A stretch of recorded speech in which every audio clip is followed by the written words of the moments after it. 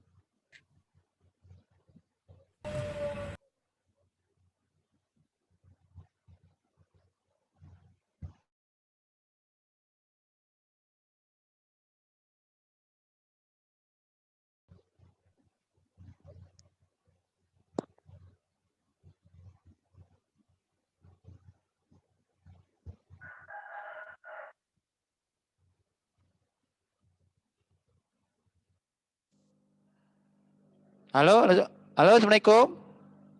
Waalaikumsalam, Pak. Waalaikumsalam, Pak. Waalaikumsalam, Pak. Oke, baiklah.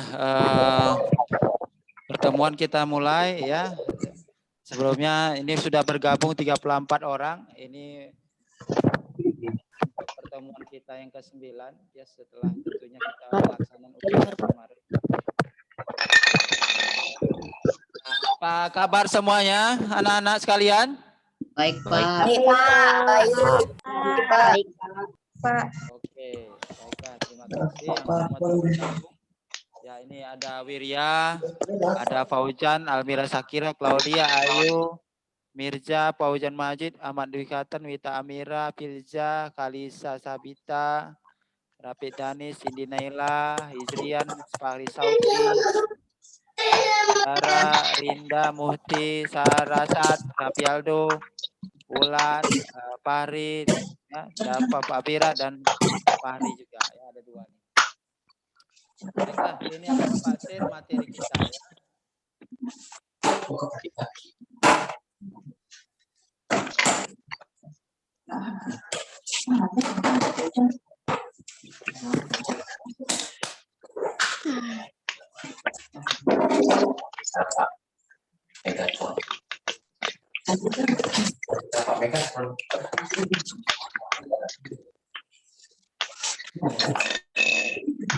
Ya. Ini udah tampil atau belum? Tampil Pak, nampak Pak, nampak. Nampak materinya ya? Nampak Nampak, Pak, Pak. Oke. Nampak. nampak. Nampak Pak. Baiklah. Kita mulai ya. Ini materinya. Tampak ini mengenai kehidupan masa praaksara. Jadi praaksara ini adalah sebelum kita mengenal tulisan ya. Ya, sebelum mengenal tulisan tentunya kita harus bisa mengetahui bagaimana sejarah-sejarah yang ada pada masa praaksara. Masa praaksara adalah masa di manusia belum mengenal tulisan. Apa diuraikan masa praaksara ini terdiri kata pra. Pra itu sebelum aksara itu tulisan, sehingga dikatakan dia belum mengenal tulisan ya. Aksara disebut lain dengan nirleka itu nir tidak leka tulisan. Jadi intinya sama ya, intinya sama terkait dengan masa belum mengenal tulisan menjadi pembatas waktu masa praksara karena tulisan merupakan hasil kebudayaan manusia ya, tidak mengenal batas waktu, dia menjadi alat komunikasi manusia. Tulisan menjadi sumber pengetahuan dan tentunya ini adalah diwarisi dari generasi ke generasi berupa catatan atau prasasti yang pada peradaban zaman dahulu. Contohnya di sini ada zaman praksara, kita lihat dikenalnya tulisan berupa simbol-simbol pada tahun 4000 sebelum Masehi oleh bangsa Sumeria. Jadi dulu tulisan-tulisan tersebut ya bentuknya hanya sebatas simbol-simbol yang bisa kita pakai untuk bisa kita manfaatkan ya, untuk kita bisa mengerti apa yang tentunya tertulis tersebut. Pada tahun 3000 sebelum Masehi, bangsa Mesir mengenal tulisan. Oh, ini siapa yang dikeluarkan?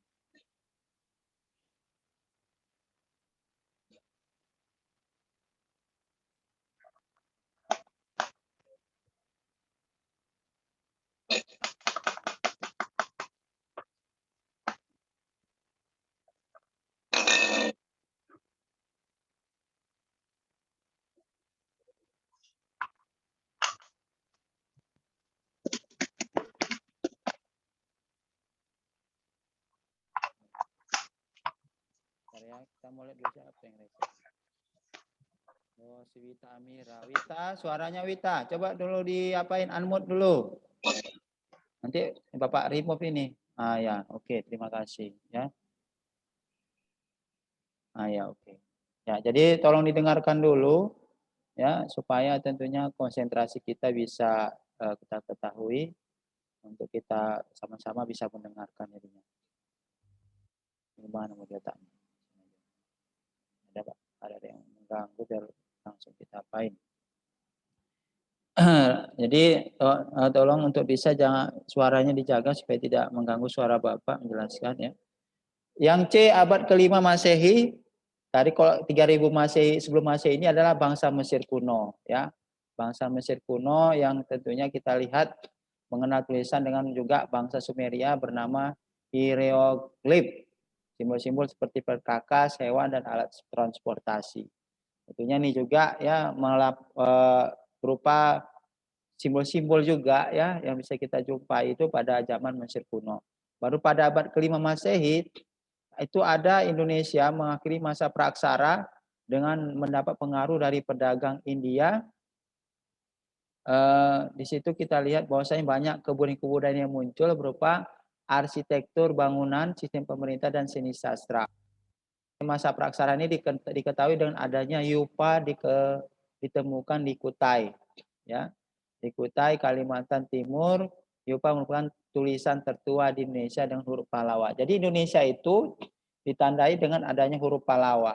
Sehingga kita melihat ini salah satu menandakan bahwasanya mengakhiri masa praaksara. Sehingga mereka pada masa abad kelima Masehi itu sudah mengenal tulisan tapi mengalih huruf Pallawa tadi. Nah, makanya kalian diharapkan tentunya juga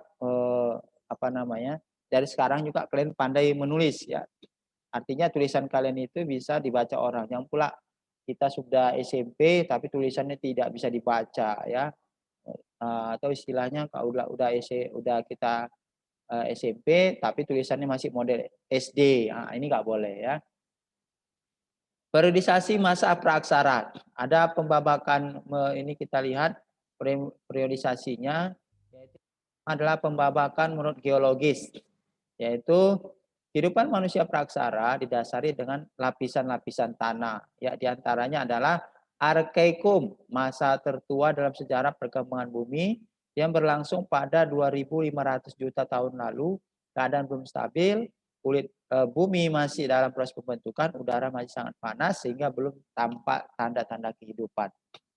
Ya, jadi kita melihat dengan adanya pembabakan geologis ini berdasarkan lapisan tanah batuan tersebut, ini menandakan adanya kita melihat secara perkembangan bumi itu ya pada tahun 2.500 juta tahun yang lalu. Bahwasanya bumi tersebut sudah pada masa tertua perkembangannya tersebut ya, bahwasanya kulit bumi masih dalam proses pembentukan, udara masih sangat panas. Memang kalau kita lihat dulu karena di dunia ini, di bumi ini tentunya masih sifatnya banyak tandus ya, tandusnya sehingga udara sangat panas ya, sehingga banyak juga daerah-daerah yang masih gersang ya, terkait tentunya ini zaman 2.500 juta tahun lalu. Baru ada Paleozoikum, langsung kira-kira 347 juta tahun yang lalu.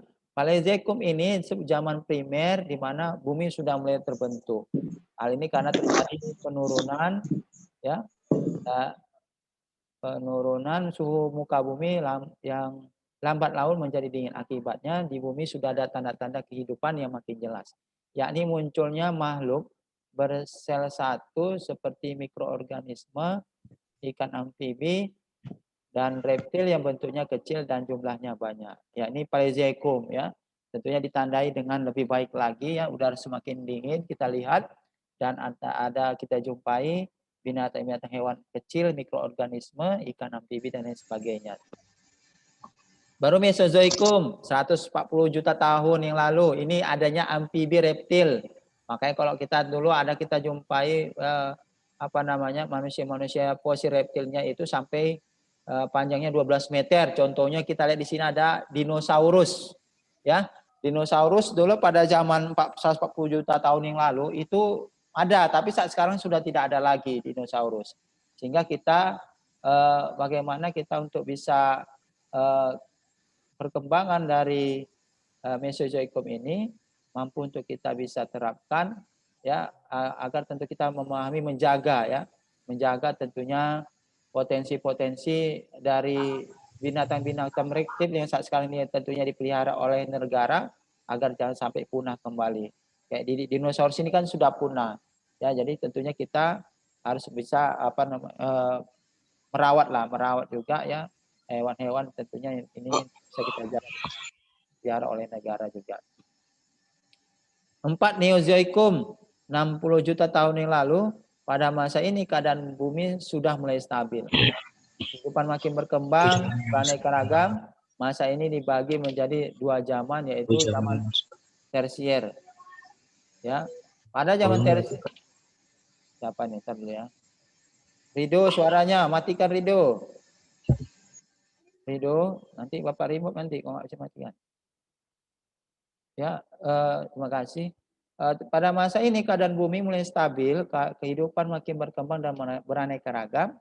Masih ini dibagi menjadi 2 zaman yaitu zaman tersier, yaitu reptil raksasa, lambat laun lenyap, binatang menyusui, berkembang biak, seperti monyet kera sudah ditemukan pada zaman tersier ini, yaitu kita lihat ada zaman Paleozoikum, zaman Eocene dan Oligocene, Miocene dan zaman Pliocene ya. Jadi agak susah juga nih ya. Zaman tersier ini ditandai dengan adanya monyet dan kera yang ditemukan pada masa ini. Ya kalau kita lihat monyet dan ini kita ada sering kita lihat juga, misalnya kayak kita datang ke Brastagi ya, itu sering berkeliaran ya untuk kita lihat itu mereka sampai ke bawah untuk bisa cari makan atau juga melihat yang keadaan-keadaan yang ada di pohon-pohon rindang tentunya ya. Jadi artinya ya ini juga harus dijaga, jangan sampai ada masa pemburu yang ingin membunuh atau menembak dari monyet tersebut. Yang kedua, zaman kuartir. Masa ini berlangsung 600.000 tahun yang lalu. Tanda-tanda kehidupan manusia telah ditemukan masa ini. Kurun waktu ini dibagi dalam dua bagian berikut, yaitu zaman Pleistocene, yaitu Pleistocene berlangsung pada 600.000 tahun yang lalu. Pada masa ini kehidupan manusia mulai ada terjadi perubahan suhu yang mempengaruhi keadaan kehidupan. Banyak air yang berubah menjadi es, terutama daerah daratan dengan kutub utara tertutup es. Ya, ini zaman ini tentunya ada semacam perubahan suhu yang terjadi, ya, sehingga kita melihat ini perbedaan-perbedaan tadi itu menjadikan perubahan-perubahan ini hal-hal yang tentunya yang lumrah terjadi, karena tentunya pergeseran waktu juga akan menjadikan perubahan-perubahan yang ada dalam kehidupan kita. Zaman Holocene, Alluvium, ini 2000 tahun yang lalu hingga dewasa ini muncul Homo sapiens yang berupa nenek moyang dari manusia. Ini ya, seperti kita lihat ini zamannya purbakala dulu ya, kita lihat itu ya munculnya nenek moyang manusia modern, sehingga ini kalau kita lihat bagaimana munculnya dengan hal ini, tentunya kita bagaimana memahami bahwasanya mereka masih sifatnya primitif, ya tentunya kita juga jangan sampai kita saat sekarang ini masih juga primitif. Kalau kita lihat misalnya kayak di Papua itu ada di bagian daerah di pedesaannya tersebut itu masih juga primitif, ya. Nah, ini kita tentunya sudah zaman sekarang era teknologi, zaman era revolusi 4.0, menandakan bahwasanya kita sudah tidak lagi zamannya seperti primitif yang sebelum-sebelumnya. Pembabakan menurut arkeologi yaitu masa batu. Masa batu ini yaitu ada terdiri dari masa Paleolitikum, Mesolitikum, Neolitikum, dan Megalitikum. Paleolitikum adalah masa batu tua. Hasil kuburan ini berhasil ditemukan di Pacitan, Ngandong. Pada masa ini perkirakan manusia purba jenis Meganthropus Paleojavanicus hidup. Kehidupan manusia purba digunakan berburu dengan menggunakan batu kasar, kayu, tulang binatang, peralatan, bentuk masnya masih kasar dan belum dihaluskan. Jadi ini kita lihat masa batu tua, ya, berupa masa zaman batu tersebut, ya, adanya kita lihat orang manusia kelihatan purba dulu berburu dengan menggunakan batu kasar, kayu, tulang binatang. Jadi istilahnya alat apa yang ada mereka gunakan untuk bisa mereka untuk mencari kehidupan, baik itu dari makanan dan lain sebagainya. Dan ini kita lihat juga ada alat lain pada masa ini juga selain dari kayu tadi tersebut, jumpai kapak genggam, kapak perimbas, dan flex. Flex ini kayak misalnya kita lihat semacam seperti sejenis garpu gitulah. Baru masa Mesolitikum, ya, ini tadi kita lihat flex, ya, ini dia. Flex seperti alat serpihan, ya, serpihan kita lihat, oh ya, merupakan serpihan flex. Ini menandakan bahwasanya berupa peninggalan pada masa zaman batu, ya, Paleolitikum. Mesolitikum zaman batu Madya, yaitu peralihan dari cara pembuatan alat kehidupan yang lebih baik menjadi lebih halus. Nah, ini contohnya kita lihat nih, ada kapak Sumatera, ya. Jadi ini dari contohnya juga gambarnya untuk zaman Mesolitikum.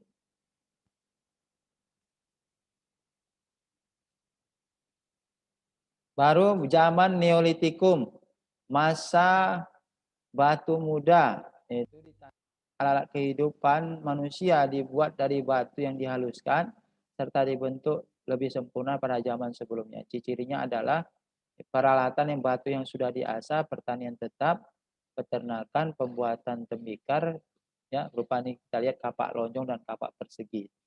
Jadi kapak lonjong dan kapak persegi ini kita lihat adalah salah satu peninggalan masa Neolitikum. Neolitikum inilah kita lihat ada kapak lonjong ini digunakan pada masa batu zaman Neolitikum tersebut. Sehingga kita saat sekarang ini juga ada sering kita jumpai lah seperti kapak lonjong tersebut. Kapak megalitikum, ya, kebudayaan megalitikum, kebudayaan batu besar. Megalit adalah batu besar yang digunakan untuk membangun struktur monumen, yaitu megalitik yaitu dibuat dari batu besar. Jadi sangat jelas bahwa kebudayaan megalitikum merupakan kebudayaan dengan bantuan besar. Walaupun kebudayaan megalitikum kebudayaan batu besar, namun zaman ini tidak berkembang dengan tersendiri. Budaya megalitikum hasil budaya timbul Neolitikum dan berkembang pada zaman logam. Contohnya adalah menhir, dolmen, kubur batu, waruga, sarkofagus, dan pundak berundak. Ini sering kita jumpai ya. Artinya di dalam materi-materi IPS itu biasanya akan muncul sering gambar-gambar yang peninggalan zaman megalitikum ini. Ya, dari menhir, dolmen, kubur batu, ya. Nah, ini dia contohnya. Ada menhir. Kita bisa kita lihat ini sudah dilengkapi rupanya gambarnya juga. Ada menhir, yaitu tiang tugu batu, di mana bentuk menhir ini sudah dipahat dengan halus, ya, dan ada juga masih kasar aslinya. Fungsi menhir adalah menghormati roh nenek moyang ini yang telah mati. Menhir banyak ditemukan di Sumatera, Sulawesi Tengah, dan Kalimantan. Nah, ini menhir ya, tugu roh untuk kita lihat ini batu yang dibuat untuk menghormati roh nenek moyang. Ya, artinya ini peninggalan zaman megalitikum tadi. Tapi tentunya saat sekarang masih kita jumpai di daerah tersebut, ada Sumatera Selatan, ya, Sulawesi Tengah, dan Kalimantan. Tetapi kita ya, di Sumatera Utara, khususnya Kota Medan, ya, kita tentunya juga untuk bagaimana tentunya kita ya jangan sampai lah istilahnya meyakini dengan adanya tugu-tugu batu ini untuk bisa mendapatkan sesuatu yang seharusnya tidak kita harapkan. Karena tentunya kita harapkan dan doa yang tentunya kita panjatkan itu tentunya adalah kepada Allah Subhanahu wa taala, ya. Baru dolmen, wujud berupa meja batu, meja besar ditopang oleh beberapa batu kecil. Fungsi dolmen adalah meletakkan sesajen untuk menghormati nenek. Ya, ini kita lihat. Nah, ini dia. Dapat dijumpai di Jawa Timur. Dolmen, meja batu di atas meja besar. Ya, ini meja batu di atas meja besar tadi.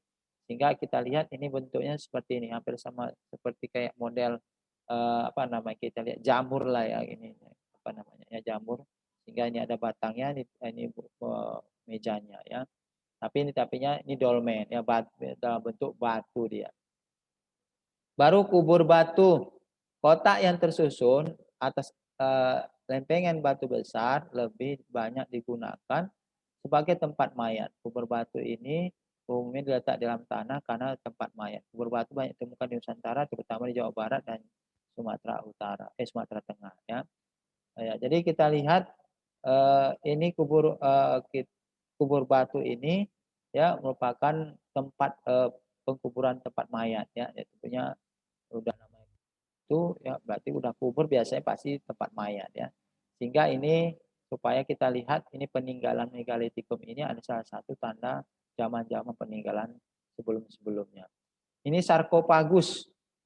Ya, sarkofagus adalah tempat mayat terbuat dari dua batu besar miring lesung. Batu tersebut ada tersimpan sebagai tertutup. Sarkofagus banyak ditemukan di Bali, juga sampai saat dikeramatkan dianggap mempunyai kekuatan gaib. Nah, ini kita lihat di Bali banyak kita jumpai sarkofagus namanya. Yang dia ini tentunya menjadi keramat ya, dikeramatkan oleh masyarakat Bali untuk tentunya terdapat kekuatan gaib. Dan ini jangan kita contoh ya, tentunya kita juga selaku yang beragama ya yakin kepada Allah Subhanahu wa taala, tentunya kita adalah meminta sesuatu itu apa saja ya kita minta sama Allah Subhanahu wa taala. Baru waruga kubur batu berukuran kecil berbentuk kubus dan bulat. Waruga pada umumnya dibuat dari batu utuh dengan tutup berbentuk atap rumah. Waruga banyak ditemukan di Nusantara, terutama di daerah Sulawesi Tengah dan Sulawesi Utara. Ya, ini dia. Ini waruga ya. Kita lihat waruga ini apa namanya bentuknya itu ya berbentuk atap rumah ya, dibentuk atap rumah sehingga bisa menggambarkan apa namanya ciri khas ya Sulawesi itu utara seperti ini ya, kayak Minahasa contohnya. Sehingga inilah menjadi salah satu peninggalan zaman Megalitikum. Punden Berunda. Punden Berunda ini terbuat dari kepingan batu yang disusun bertingkat-tingkat. Punden Berunda ini berfungsi sebagai pemujaan tempat roh nenek moyang. Bangunan Punden Berunda ini banyak ditemukan di daerah Lebak, Sibeduk, Banten Selatan. Berunda ya. Masa logam, dari masa batu kita masuk masa logam. Di zaman logam ini berakhirnya zaman batu. Perkembangan logam di Indonesia yang dengan di Eropa ditandai dengan adanya 3 pembagian zaman, yaitu zaman tembaga. Ya, zaman tembaga ini adalah kurun waktu ya dalam waktu kehidupan manusia di mana peralatan yang kehidupan yang banyak terbuat dari logam tembaga, kemudian manusia bisa mengecor logam tersebut ya, dari tembaga, dan zaman tembaga ini merupakan paling awal ya dari zaman logam mempengaruhi kehidupan manusia. Tetapi kehidupan zaman tembaga ini dialami oleh manusia praksara di Indonesia. Zaman tembaga lebih banyak dialami manusia zaman praksara, India, Thailand dan Vietnam. Ya, jadi tentunya ini zaman logam ini zaman yang tentunya juga masa praksara. Mereka itu mampu untuk buat karya-karya logam lah ya, bentuk-bentuknya logam. Tentunya ini berbentuk tembaga apa yang bisa diolah sehingga untuk bisa dimanfaatkan oleh mereka pada zaman saat itu. Yang kedua, zaman perunggu. Logam campuran timah dan tembaga pada zaman perunggu peralatan untuk membantu kehidupan manusia telah dibuat perunggu. Pada zaman perunggu peralatan dikenal luas dengan kapak perunggu. Benda penting lainnya ditemukan perunggu dan adalah negara. Diperkirakan negara dipakai sebagai salah satu peralatan dalam penyelenggaraan upacara minta hujan.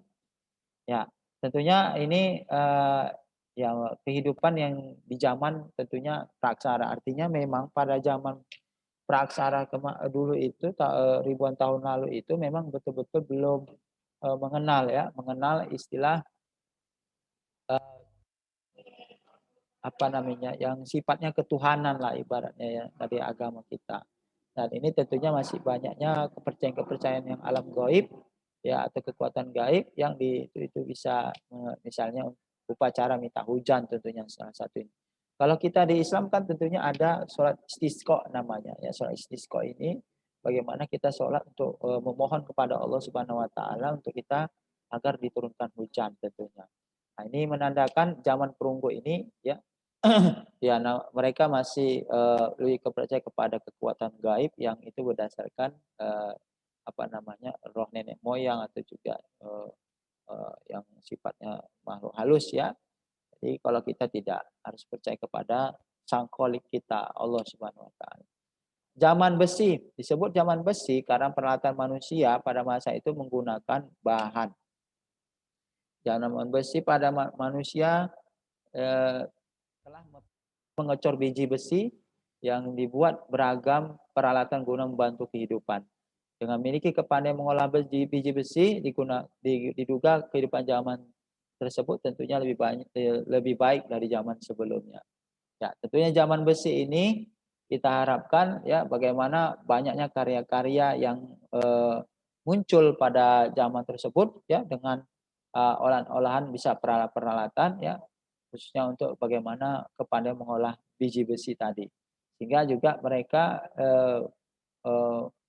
bisa digunakan ya hasil karya tersebut untuk kehidupan mereka tentunya. Yang C, pembabakan menurut perkembangan kehidupannya. Ya, ini yang terakhir ya, halaman terakhir. Ini praaksara yaitu masa berburu dan mengumpulkan makanan. Jadi zamannya ini pembabakan menurut kehidupan ini ada 3, yaitu mengumpulkan berburu dan mengumpulkan makanan, masa bercocok tanam dan masa perundagian ya. Yang pertama adalah masa berburu dan mengumpulkan makanan. Ya, jadi kita lihat di zaman praaksara dulu memang mereka ini eh, sukanya berpindah-pindah, ya, nomaden, suka berpindah-pindah. Makanya kalau kita kan tetap kita ya di mana kita tinggal ya gitu. Itu kita pasti bertempat ya gitu ya. Kecuali kita mungkin ibaratkan kita rumah sewa ya, itu mungkin pindah-pindah setahun sekali ya. Tapi kalau pada umumnya mereka ini bisa saja mereka itu seminggu sekali, sebulan sekali, bahkan mungkin 1 hari sekali mereka bisa pindah-pindah kegiatan mereka. Artinya bisa berburu tadi itu di mana mereka sampai di suatu tempat, baik itu di mana saja, baik di hutan, mereka juga akan melaksanakan kegiatan yang namanya masa berburu dan mengumpulkan makan ini. Ya tentunya inilah dengan makanan sederhana tentunya apa adanya. Ciri-ciri kehidupannya adalah manusia kehidupan tergantung pada alam, manusia memperoleh makanan berburu mengumpulkan makanan yang tersedia di sekitarnya, manusia sudah hidup berkelompok, manusia hidupnya sering berpindah-pindah, peralatan kehidupan manusia sangat sederhana.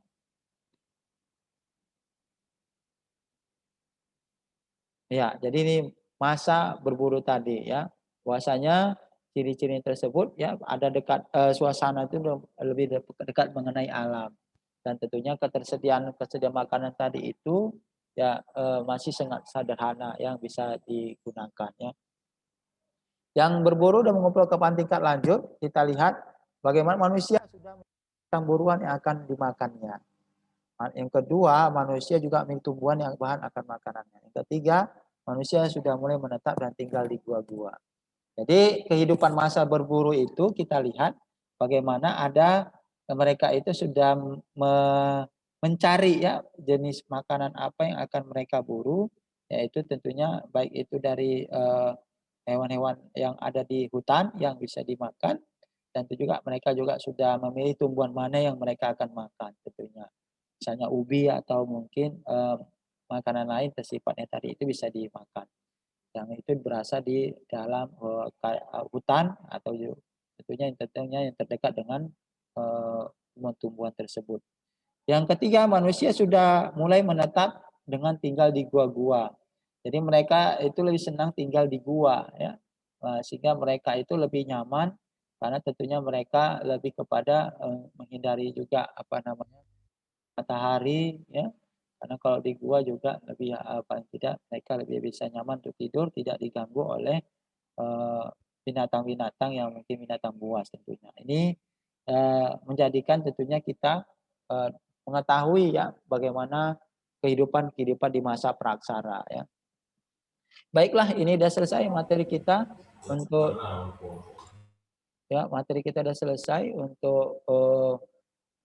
dari masa praaksara ini. Jadi tentunya intinya adalah masa praaksara itu sebenarnya masa belum mengenal tulisan, tetapi mereka sebenarnya sudah mampu, sudah berkarya ya, sudah berkarya. Mereka itu sudah membuat satu karya itu misalnya kayak tadi kapak lonjong ya, kapak persegi dan banyak karya-karya lainnya. Artinya di sini ya kita yang sudah zaman era revolusi industri 4.0, era digitalisasi, kita harus lebih pintar lagi, lebih kreatif lagi kita. Bagaimana kita untuk bisa menciptakan produk-produk yang tentunya itu yang sangat bermanfaat bagi umat manusia tentunya. Makanya kalian sebagai generasi bangsa harus betul-betul menjadi seorang yang kreatif, yang inovatif ya di dalam untuk bisa mewujudkan bagaimana membangun Indonesia ini dari SDM yang berkualitas tentunya, supaya kalian itu tentunya adalah menjadi pemimpin-pemimpin di masa depan tentunya diharapkan. Mungkin itu yang bisa Bapak sampaikan. Jika ditanyakan silakan, kalau tidak ada kita tutup. Nggak ada Pak, ada pertanyaan.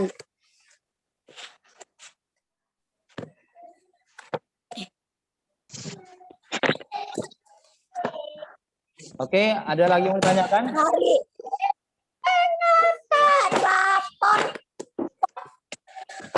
Ya, kalau nggak ada lagi yang ditanyakan, jangan lupa tugasnya. Ya sudah ada Bapak share juga di sudah Bapak di Google Classroom. Ya, itu tugasnya mengerjakan yang ada di tabel berupa penjelasan-penjelasan terkait tentunya mengenai tadi masa praaksara. Ya. Nanti sudah kalian tulis, terus sudah difotokan, lalu dikirimkan ke Google Classroom. Ya, itu ya untuk tugasnya. Oke. Ada Oke, Pak. Ada yang mau tanya? Apa? Nggak ada, Pak. Sudah ada, Pak. Langsung dikerjain di buku LKS ya. Kalau di LKS langsung itu nggak muat. Nah, Oh, iya Nanti karena nggak kebaca pula tulisannya takutnya. iya betul sih Pak. Muat tuh kecil-kecil. Nah, makanya nggak muat dia kalau di buku LKS itu. Makanya ditulis aja lagi di Di buku tulis. lalu disiap difotokan lalu dikirim ke GC. Ya. Oke, apa semuanya Wirya Anggara, Paujan, Ahmad Wihatan, Almira, Claudia, Mirza, Gita, Pak Rapid, Kalisa, Sabita, Cindinela, Hijrian, Pak Harisauki, Muhammad Ara, Rinda Hendira, Rasyad, dan Muhammad Khan, Muhammad Fahri, ada Pak Abirat, Devan Pratama, Afi Goris, Muhammad Paujan, Muhammad Ran, Fahri, dan Kiara, dan lain sebagainya. Ini banyak, ada sekitar 41 hari ini yang sudah bergabung. Semuanya, ya jangan lupa tugas-tugasnya dikerjakan juga yang sebelum-sebelumnya, ya. Jangan sampai tidak ada yang lewat, jangan sampai tidak ada jangan sampai ada yang lewat, ya, sehingga dikerjakan semuanya, ya. Karena tentunya itu akan, dan ingat ya semuanya. Tapi khususnya yang 73 ya. Dan semuanya Bapak ingatkan kembali, bukan IPS saja, tapi semua mata pelajaran. Ya, semua mata pelajaran dikerjakan. Karena durasinya seminggu loh. Ya, lama itu ya. Jadi perlu dilakukan. Baiklah, kita tutup ya. Terima kasih semuanya. Assalamualaikum warahmatullahi wabarakatuh. Waalaikumsalam warahmatullahi wabarakatuh. Mak, aku udah nangis-nangis, Wah.